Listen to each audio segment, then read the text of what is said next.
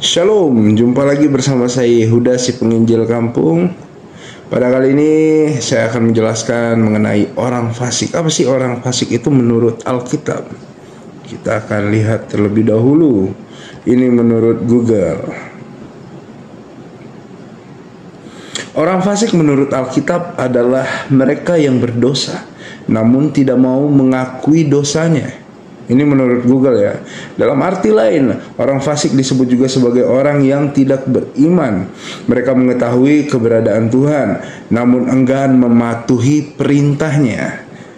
Ini juga gak hanya di situ.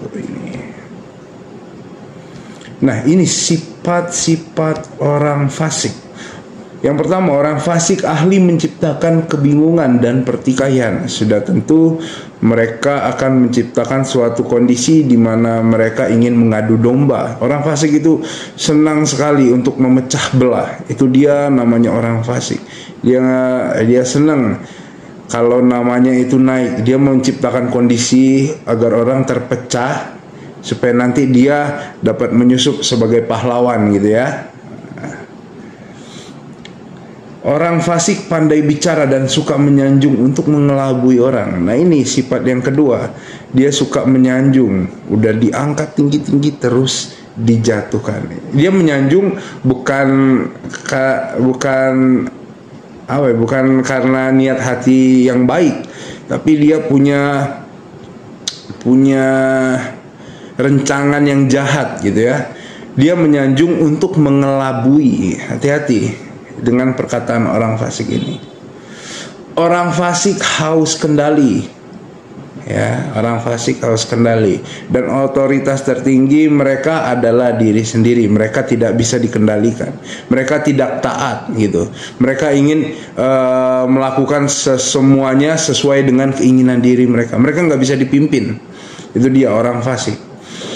Terus sifat yang keempat, orang fasik memanfaatkan simpati orang yang berniat baik. Nah, ini dia, hati-hati. Dia suka memanfaatkan niat orang yang ingin berbuat baik. Nah, itu dia orang fasik. Yang kelima, orang fasik tidak punya belas kasihan. Dan yang lebih parahnya lagi, dia tidak merasa bersalah. Jauhi mereka itu. Dalam firman Tuhan juga dikatakan jauhin. Nah, orang fasik di dalam Alkitab, manusia akan mencintai dirinya dan menjadi hamba uang. Mereka akan membual dan menyombongkan diri. Mereka akan menjadi pemfitnah. Mereka akan berontak terhadap orang tua dan tidak tahu berterima kasih, tidak mempedulikan agama, tidak tahu mengasihi, tidak mau berdamai, suka menjelekkan orang, tidak dapat mengekang diri, garang, tidak suka yang baik, suka mengkhianat, tidak berpikir panjang, berlagak tahu, lebih menuruti hawa nafsu daripada menuruti Allah. Secara lahiriah mereka menjalankan ibadah mereka secara lahiriah, tetapi pada hakikatnya mereka memungkiri kekuatannya. Jauhilah mereka itu. Jadi orang fasik juga dikatakan di sini dalam 2 Timotius 3 ayat yang kedua sampai yang kelima, itu keadaan manusia pada akhir zaman.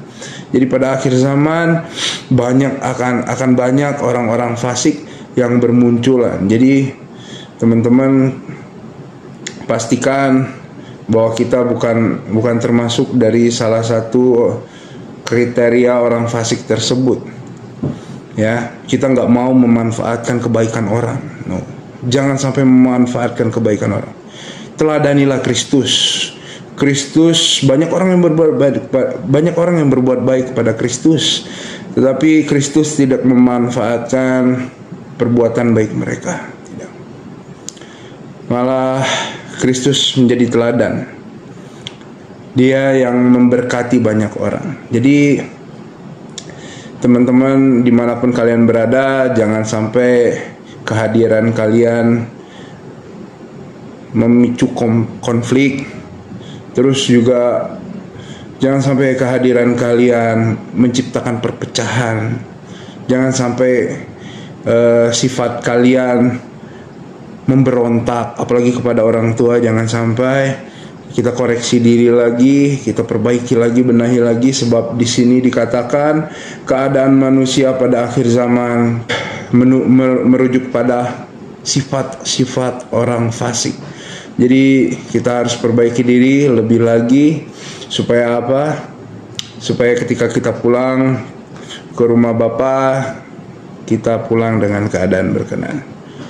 Oke. Sampai jumpa lagi. Salam penginjilan dari si penginjil kampung. Bye.